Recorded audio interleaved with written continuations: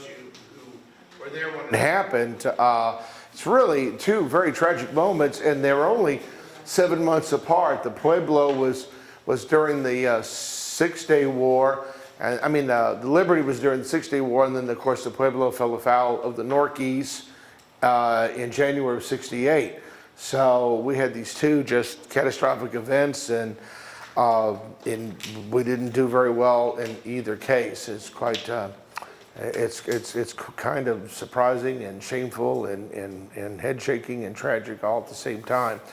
So I will try to give you an explanation of both of what happened and not delve too deeply into the realm of conspiracy, because those, I won't have enough tinfoil to share with everybody. So, but it's definitely on the bad side. But it's fascinating stories, and it's something that we should, it's a good topic to bring up. And so looking forward to that. But a Monday, so it'll be the second Monday in May, I can manage that too. And then we go back. Fair enough. Good. All righty, so let's see here. So I got 6:59. I have one friend who always comes, and he's hair breadth hairy. So I'll give it 30 more seconds. But thank you. By the way, I also wanted to say this topic was actually suggested to me by Chris himself. And as soon as he mentioned it, it's just like, I knew the reference because I watched the Alexander Salkind film, The Four Musketeers, 50 years ago, and I so enjoyed that movie. So I knew what was it about, but I didn't know a lot of details. And so this was a great opportunity to make my brain bigger and be able then to share this with you all. So it'd be kind of nice. So what we have here is, and of course this is a painting of the Four Musketeers on the battlements at a bastion outside the main walls of La Rochelle, and this is from the novel, and they're winning a bet by having breakfast in the bastion, and I think it's really interesting too if you notice the cannonball right there lodged in the stone there. So yeah, but the siege of La Rochelle. This is actually, but Chris is right. It's a really formative moment in French history, and it bears a great weight to it, because this took place with the backdrop of the 30 Years' War, and it also took place in the backdrop of the consolidation of royal power. Louis XIV didn't invent the absolutism of France. He inherited the absolutism in France. And the Siege of La Rochelle is one of these moments where French royal power is going to grow and spread from there. And so it's really an important moment in time. But to understand and appreciate what La Rochelle meant to the French, in particular, we have to take a look here at John Calvin and sort of kind of rewind a little bit. And by the way, everybody, I'm an American, and I grew up saying Huguenot, so just bear with me. I'm not a Frenchman, and I'm a Roman Catholic. So just, that's what I just say, so just bear along with me. But this is John Calvin.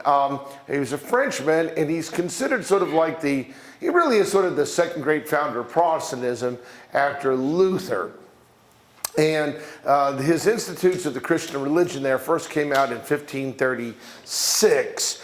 And what happens here is with this book and his doctrine, what made Calvin stand out and won him a great deal of support was he really argued very vehemently for the doctrine of predestination. And Christians would be like, well, God is omniscient. That's true. And if he is all-knowing, then he knows your circumstances. He knows the number of hairs on your head, and he knows when the sparrow falls from the sky, and so forth and so forth. So he knows if you are damned or not. Are you going to make heaven? Are you going to make hell? And that is your predestination, and you're not going to escape it anytime soon. The best thing you can do as a Christian is live a good and godly life, and try to get those epiphanies from God to let you know that you are a member of the elect.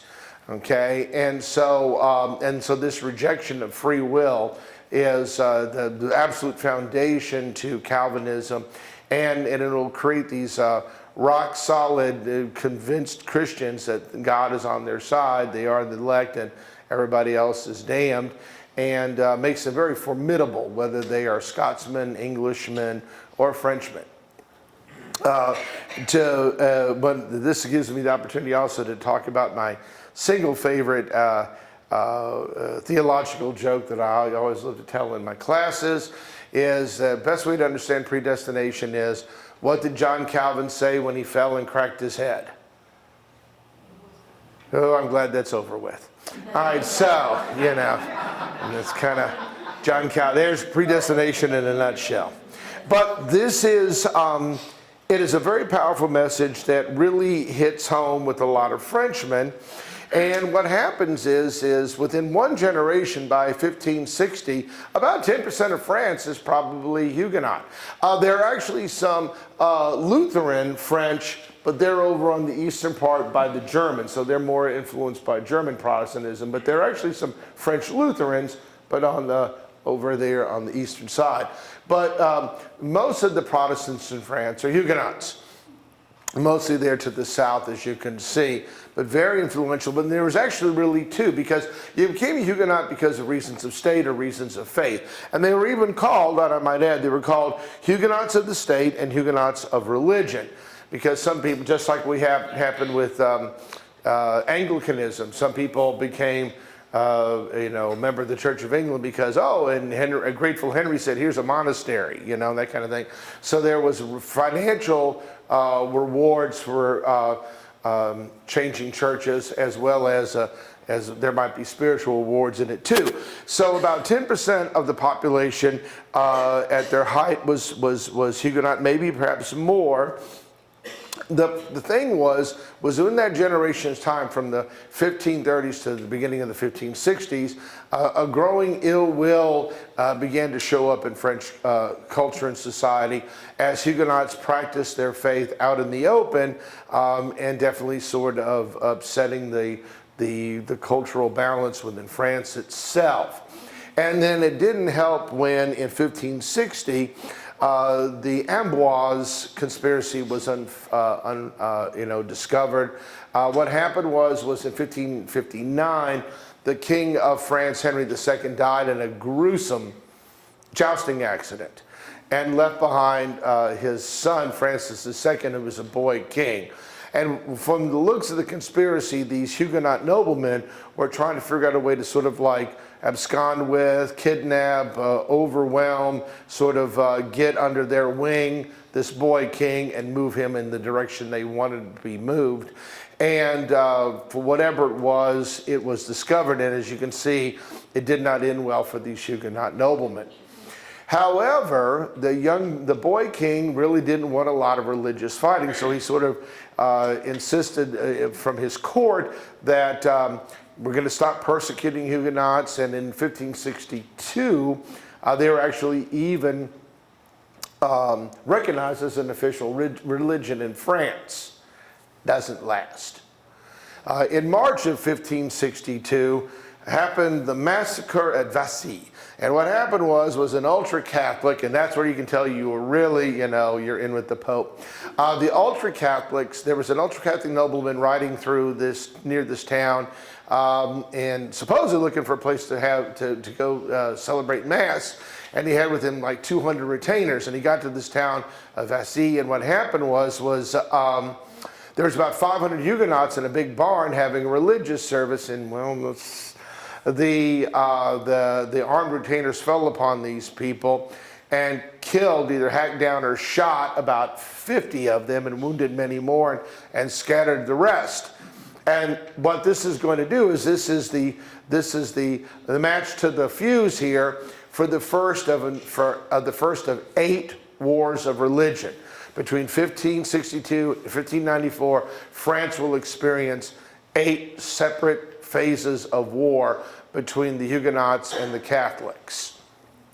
And if that's not that familiar with you, the one thing you certainly do know is the St. Bartholomew's Day Massacre. If you have any reference point to this time, it would be this moment in 1572. 24th of August is the feast day of St. Bartholomew.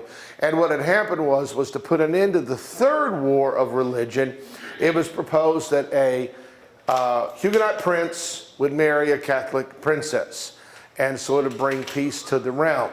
So all these noteworthy Huguenot leaders came to Paris with this big wedding ceremony. Well, and it's very complicated how it unfolded, but eventually what took place was the Catholics used this as an opportunity to ambush the Huguenots. And so what you got was about 3,000 prominent Huguenots were hunted down and hacked to death in the streets of Paris on the 24th of August. And as word got out and it spread around the country, about another 30,000 Huguenots and other places, it was like, hey, it's open season on the heretics, and these people will run down and killed. What's really interesting is up in the corner there, you see the figure in black observing the pile of corpses there. That's Catherine de Medici, who was pretty much central into making this happen. And then this is a more Victorian era painting of, it's quite powerful. You can't tell it from here, but the nobleman who's bowing down with the sword in his hand, the blood is still on the sword. And so she gets to take in the handiwork of her followers. But what happened was this did not put an end to the Huguenot cause. They were pretty redoubtable. They had some real talented leadership, and again, hey, they were going to heaven. Nobody else was, so they had quite a steely resolve about their abilities. And so these wars of religion continued on. And probably one of the biggest things that buoyed the Huguenot cause was Henry of Navarre. He was the Huguenot prince that was supposed to get married in 1572. And by the way, especially all you French literature types, there's a 30-plus-year-old movie called Queen Margot. Highly recommended. Very, very historically fun and accurate for a massacre. And but it's a great movie. But what happened was he was the rallying point for the Huguenots, and his battle cry was "Follow my white plume." And so you can see, you can always see where is Henry. That's where the fighting was the thickest. And so he's portrayed in all sorts of paintings and very heroic poses with his white plume quite prominent. But he truly was. He was a really good general. He was a really good politician. And he was a really good diplomat. And he kept the Huguenot cause alive. Which was good for the Huguenots because eventually their opportunity is going to come in 1589. When another ultra-Catholic, you gotta watch out for these guys, this time a monk, assassinates the sitting king, Henry III. And he murders Henry. He assassinates Henry III. Henry III's gone. The throne is empty. And the nearest prince of the blood is Henry of Navarre. And he's actually related to Henry III. He's like cousins ninth removed on the father's side. So he really was. And so he should be the next king of France, but he is a Protestant. And so the wars of religion go on from 1589 to 1593, and eventually people prevail upon him, including supposedly a Catholic mistress, and said, you have to, if you convert, you can be king and bring peace to the land. And a lot of people said he didn't say this. I really hope he said it because it's just one of the greatest quotes in all of history. Paris is well worth a mass. And as far as I'm concerned, he said it because it's just awesome. But what he did was in late 1593, he converted to Catholicism for the second time. And but this time he meant it. And he's going to be crowned Henry IV of France. Henry of Navarre, and many of you already know this, his royal house is the House of Bourbon. This is the start of Bourbon rule in France. And so in 1594, he enters into Paris with 1,500 heavy cavalrymen as his personal entourage, and he takes up the residency and becomes King of France. And for all intents and purposes, he does a really, really spectacular job. He was a truly good man doing a really hard job and doing it very well as the King of France. And of course, by far his crowning achievement, if you will, would be in 1598 the Edict of Nantes, which was about granting religious liberties to the Huguenots. And so this is sort of considered like sort of his greatest achievement, and especially in terms of like peace to the realm and so forth and so forth. And it's a pretty substantial document. It guaranteed freedom of conscience, the right to practice in their religion in certain designated towns and cities. You could be an office holder and not have to renounce your faith to serve the French government. They were going to have Huguenot schools and universities, which would receive crown funding, always a good one. They could keep a militia and have the ability to make arms, sort of a Second Amendment French style, if you will. Freedom to travel, the right to have their own cemeteries, the right to have their own assemblies and synods for their clerics, and the right to fortify towns and cities for their protection. That was all in the Edict of Nantes, so pretty remarkable. They still had to pay tithes. They still had to observe Catholic holidays, things like, Christmas, pagan Christmas, yes. And yeah, I'm not a fan of John Calvin. And there were some restrictions on marriage between the two faiths, but still, hey, look, and that's something I always warn my students about. No presentism allowed. This is not 2026. This is 1598, and for 1598, this is pretty substantial to say the least. So, what you're going to get is you're going to get this a very, very enlightened and remarkable king doing a remarkable job, and so for his troubles, he's murdered. On the 14th of May, 1610, riding in a carriage through the streets of Paris, another ultra-Catholic. This guy's name is Francois Ravaillac, and what he did was the king's escort was fairly thin. It wasn't a conspiracy. A number of his retainers or people were like, there was sort of like a traffic jam, and they were kind of going another way to get ahead of the carriage, whatever. And this fellow leaped up in the carriage, and you can see him in the black there onto the right. In fact, you can even still see the bloody knife in his hand. And he's immediately seized. The king died pretty quickly from his wounds, and then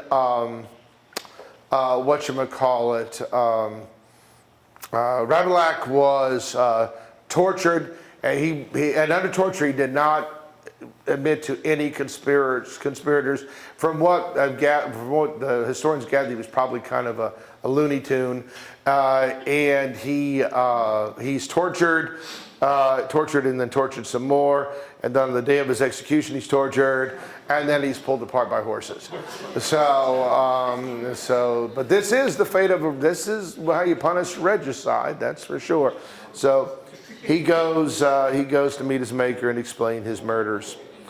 So what you get is a boy king. This is going to be Louis XIII.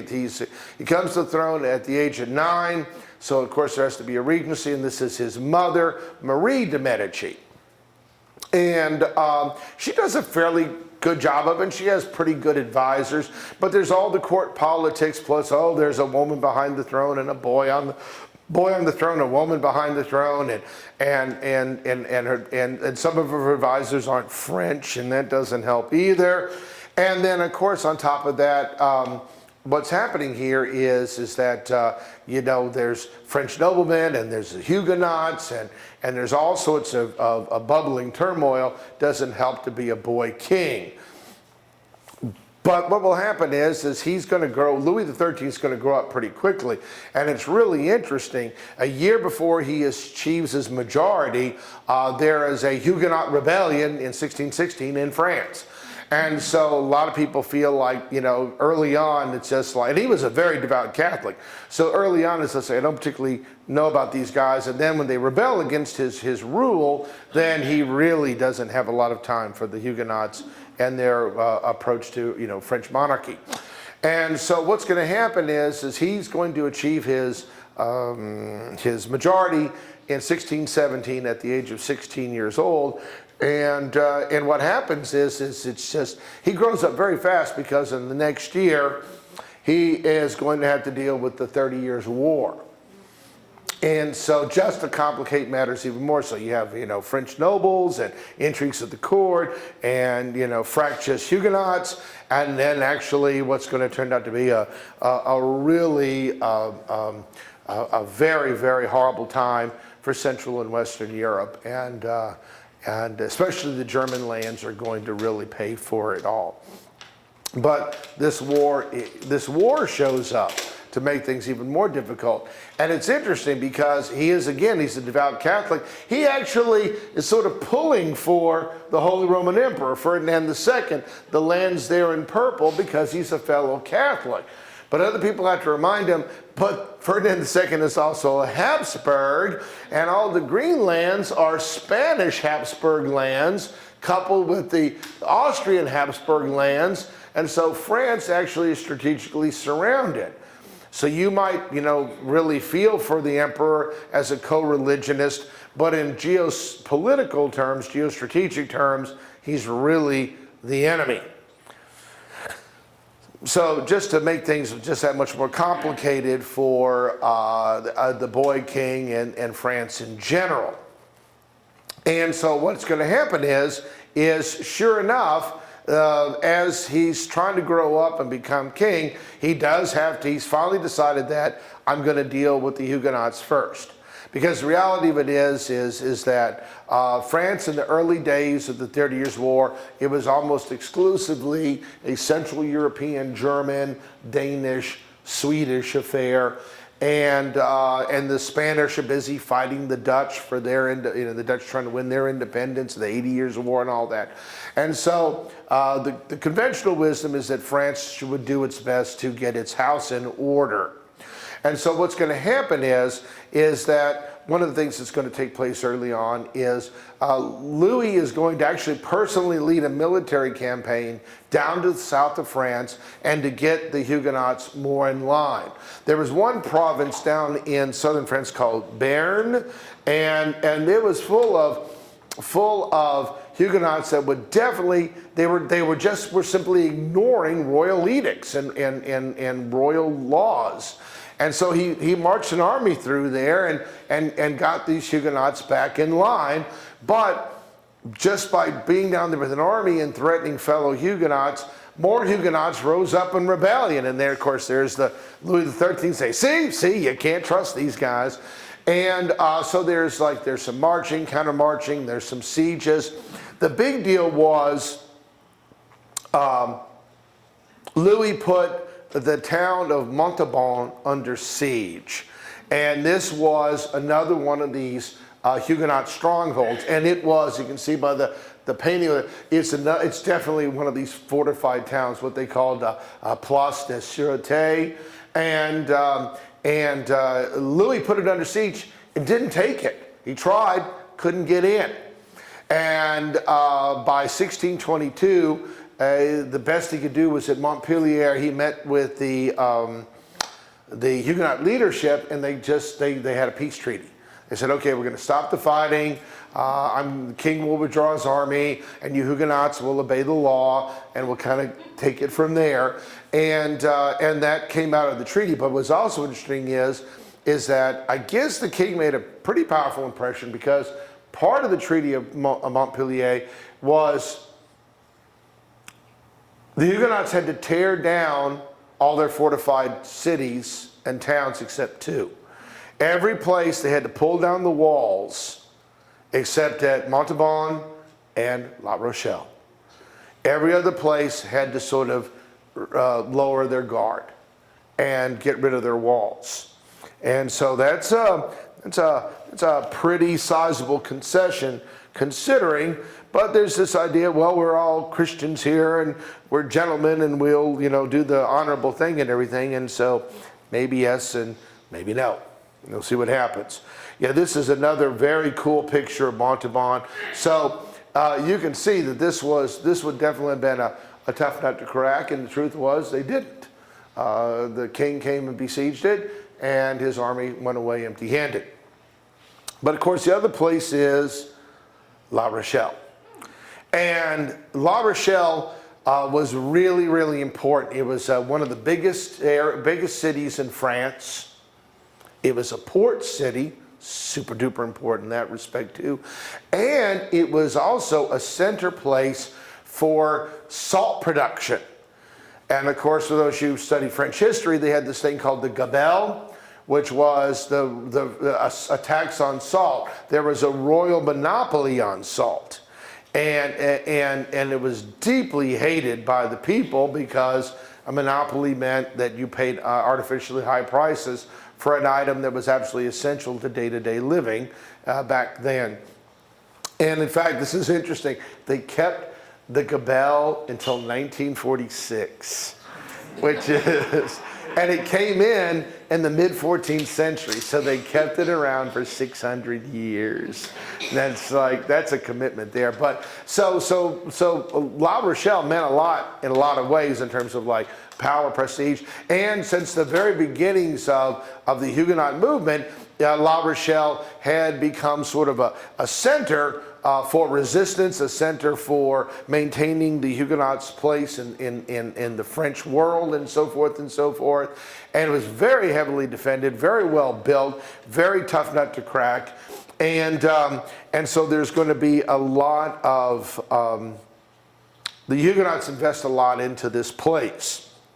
In fact, at one point, they referred to La Rochelle as, and I have it here, a reformed republic, an independent reformed republic along the lines of Calvin's Geneva. Almost sort of like, oh, we'll be a state within a state based on our faith, that's pretty dramatic to say the least. Also from La Rochelle, the Huguenots sent out, they tried to create a religious haven in the New World called France Antarctique. And if you've ever heard about the French colony they tried to set up in Brazil, it was the Huguenots doing it. It wasn't a royal initiative. It was the Huguenots trying to set up a religious haven in the New World for them to fall back on. And from 1555 to 1567, the Huguenots put a lot of energy and effort to try to create a colony on the coast of Brazil until the Portuguese went, and that was no more France Antarctique. But it gives you an idea of just how influential a place like La Rochelle could be for the Huguenots. In fact, in the aftermath of the St. Bartholomew's Day massacre, the French came and besieged La Rochelle in 1572-73. And the city withheld the siege, and it's also really talking about the massacre. When the Huguenots in La Rochelle heard about the massacre, they went on an iconoclastic tear. So the churches in the city all had their statuary destroyed as sort of an act of symbolic defiance to the Catholic majority. But it was a pretty substantial fortress too, and it was built in terrain. It's kind of like part port, part estuary, part coastal lowlands or whatever, and so it's in very, very good defenses, and so it was not going to be an easy nut to crack. And then of course also a great thing, if you're a fortress on the sea, there's always the opportunity you made it that much harder for anybody to get at you because you also can use the sea to supplies, communications, and succor and all that stuff. But yeah, so La Rochelle is going to be sort of, it sort of devolves into La Rochelle to be sort of the symbolic heart of the Huguenot presence in France and their ability to withstand persecutions at the hand of the crown or the church, or in this case, both. Because into all this, we're going to have the Red Eminence. Armand Jean Duplessis, Cardinal de Richelieu. He was born into a minor noble family, born in Paris in 1585 into a minor noble family. Very intelligent fellow, studied philosophy. He actually prepared himself to be a soldier. He came from a big family. He wasn't the first son.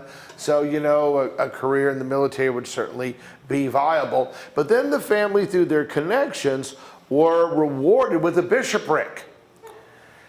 But if they wanted to have the bishopric and be able to maintain it, they had to put one of their sons in as bishop. And he had an older brother who said, it's not for me. And so it devolved upon Armand to be the bishop.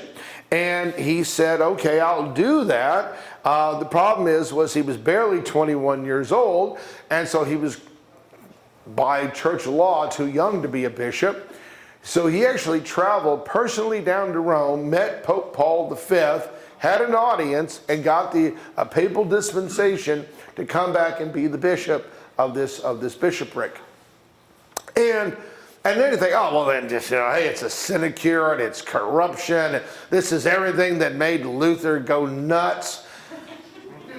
He actually was really active in his bishopric, and he was actually a reformer.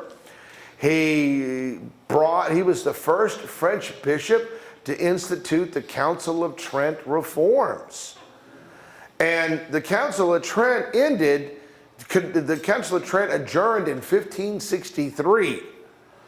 And so the first bishopric in France to get this, it's come in 50 years late. But he was the first one to do it. So he seemed to kind of take this fairly seriously. Enough to where he will actually sit in the Estates General. He will develop a reputation for sobriety and intelligence and wisdom. And next thing you know, he's in charge of Anne of Austria's religious concerns in her household. And that's really important because Anne of Austria is the Queen of France. And she's married to Louis XIII. And so this is how he gets into the court circles, how he becomes part of the royal environment, the courtly environment. And he did pretty well for himself. Then he had a fall from grace. He retired to Avignon and wrote religious text. But then again, as a man of the church and so forth, he effected a reconciliation between Louis XIII and his mother Marie de Medici, and that got him back in favor. And pretty soon, Louis XIII came to rely more and more on on Armand for advice on the good bishop, until finally in 1622, the king appealed to the Pope, make this man a cardinal. And in 1622, he'll become Cardinal Richelieu, and he does through the sponsorship of the King of France. And he really will then eventually it will devolve upon Richelieu to be the king's top advisor. And understandably so. He's a devout Catholic, but he's very, very keen on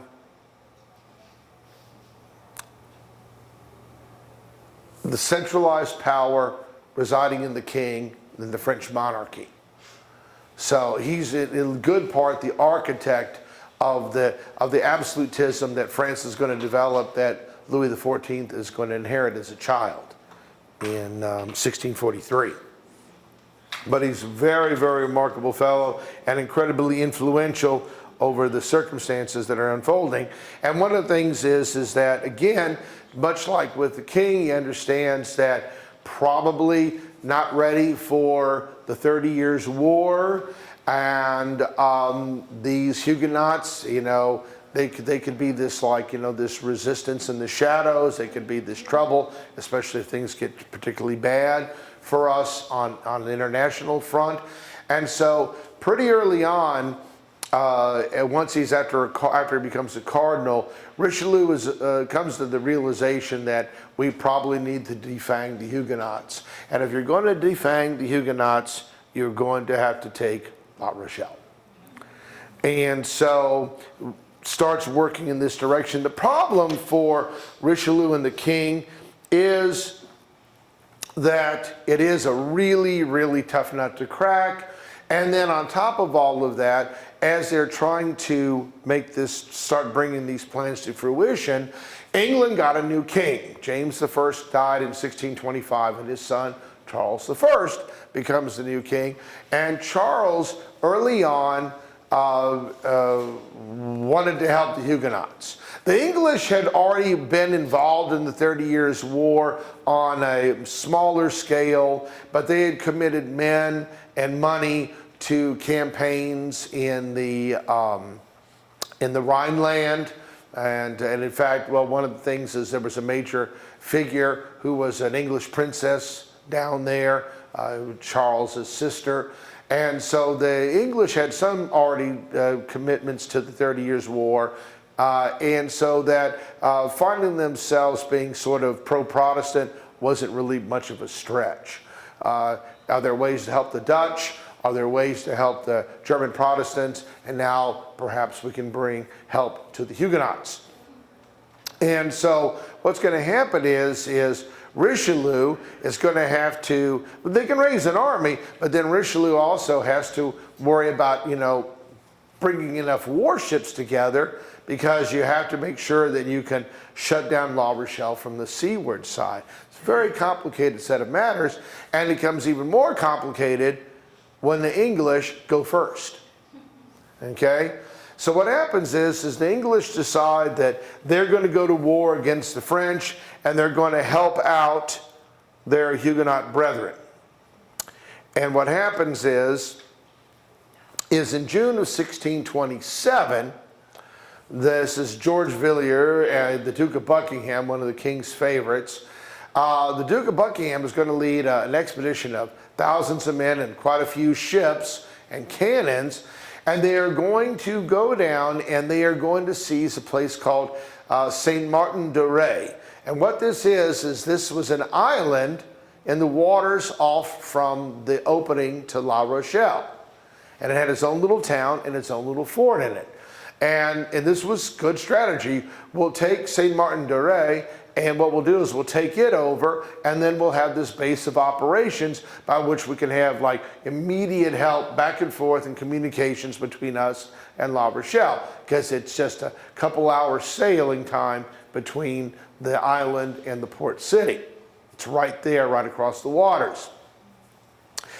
And so in June, now this is, the map is, this illustration's a little, the map's cool, the illustration's a little overborne. I don't think the Duke of Buckingham had that many ships, but the English do come ashore and go after this place. And at first the Huguenots are like, "Ah, we really want to help you," but then that means we're in rebellion against the king, so but eventually the Huguenot volunteers will come and join the English, and they'll put Saint Martin de Ré under a 3-month siege, both on land and sea. But back in these days, it was tough to take a fortress that is stoutly held, just because of the nature of the technologies, the weapons involved. And then on top of this, like a place like La Rochelle or here, be like down in New Orleans, you're not going to dig tunnels under the walls on a fortress built on a coastal island. That's just not going to work out the way you want it to. And so the French defenders put up quite a stout resistance and resisted the English and their Huguenot allies. Meantime, the French have marched on La Rochelle. And by August of 1627, they're already starting to throw up works around the city. There's no fighting yet. You know, the Huguenots are like, they're protesting, we're loyal subjects, and the Royal Army's like, yeah, sure you are. But there's no fighting yet. The war it hasn't broken out yet. Whatever Huguenots are in Buckingham's camp are volunteers, so you know they're rogue, and they're on their own, and they'll answer for it. But the French show up with about 30,000 men eventually, and a lot of times the king was there, or the cardinal was there. Sometimes they were both there, because they understood this was quite a strategically crucial undertaking. And so it was, I read, it was like 7.5 miles of entrenchments to close off any landward approach to La Rochelle. fortresses, redoubts, bastions, lots of cannons, all sort of rolling into place, which is interesting. One of the most forward and exposed spots was a little place called, I love this one, Fort Louis. So, named the king. But one of these star forts, very classic design. Because you can see how it works is those points that stick out, if people attack the fort, you get them in a crossfire. Because if they attack right at the point, well, you know, how many guys can get there? But if they come against the center of between 2 points, because there's more wall there, there's more place to throw in more men, the points of the stars will catch the attackers in enfilade and flanking fire and devastate them. So they built this, but again, no firing, no shooting. Meanwhile, over out across the waters, there's a full-blown siege going on involving thousands and thousands of men. Eventually that's going to give way, of course. But La Rochelle is girding for war. This here is a statue in La Rochelle of their mayor and commandant at the time of this epic siege. His name was Jean Guitton, and this is a really cool illustration. It was sort of like all these Huguenot officers swear to fight to the death to defend their city. And so it's just like we're going to make the royals pay for this, and they've resolved to hold the city at all hazards. So they're getting ready, and what will happen is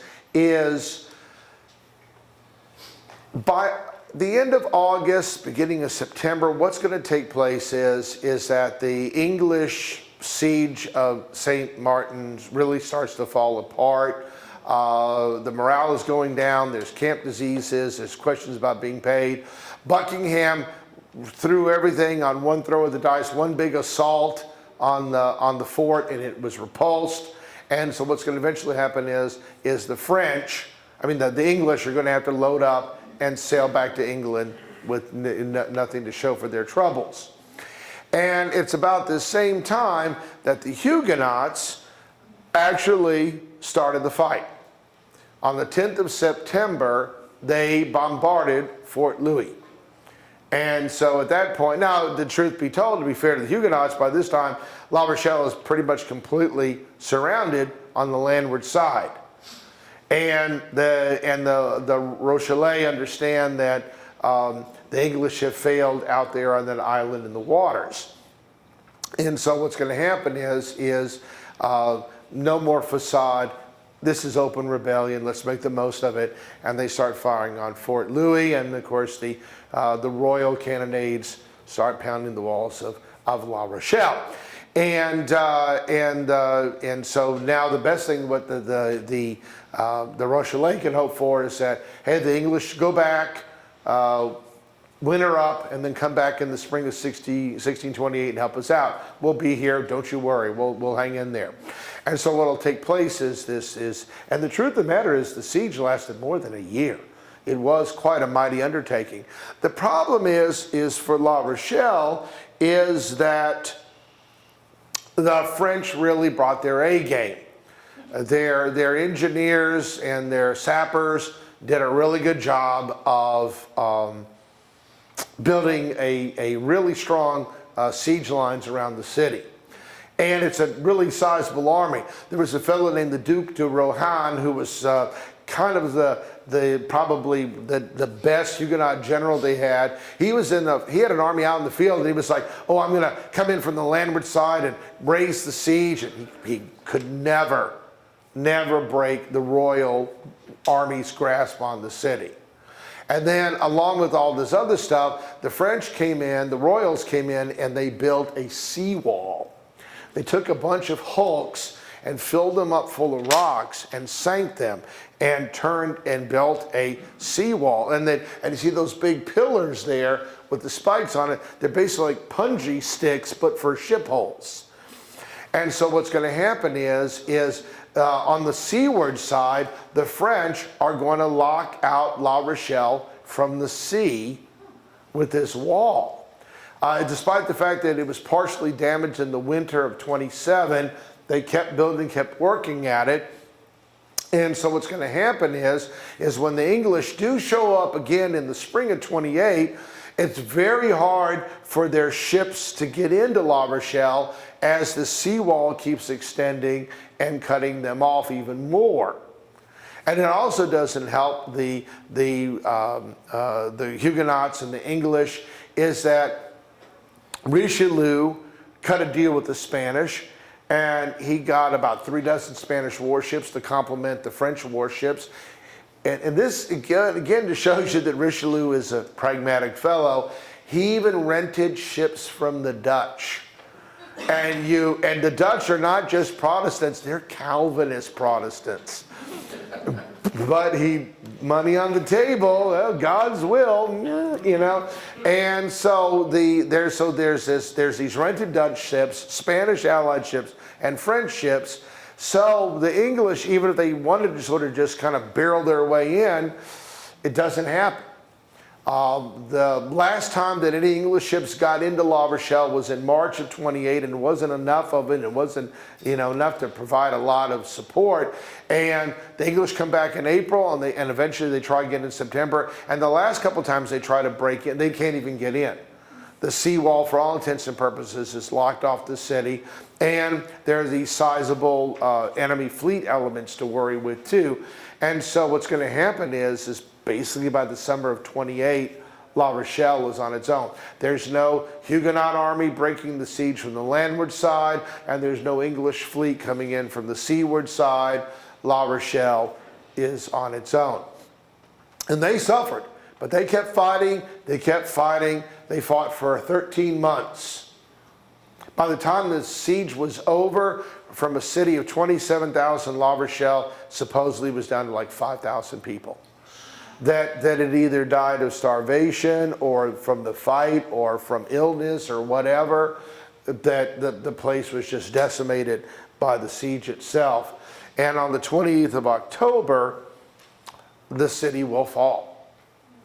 The La Rochelle will fall, and pretty much that's sort of kind of like the end of Huguenot resistance. It'll go on for a little longer, but there will finally be a peace treaty in the summer of 1629, and at that point what's going to come down is, okay, Huguenots, you have freedom of religion, no more walled cities.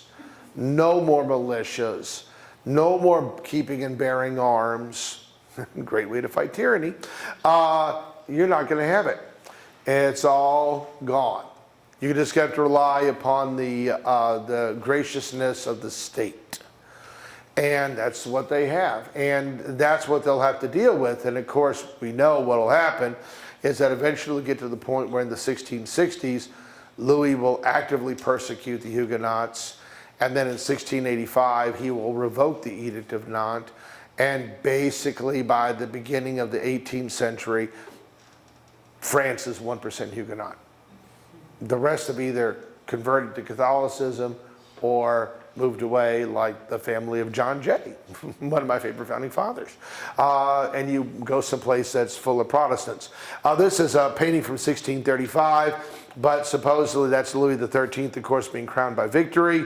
But it's all sort of part of like, who he was. I think it's also really interesting that when the city fell, the king and the cardinal offered Jean Guitton a commission in the French Navy. Hey, you were a great opponent, come and fight for us. And he said, yeah, sure. And he became a really good admiral for the French. And just hey, understand talent.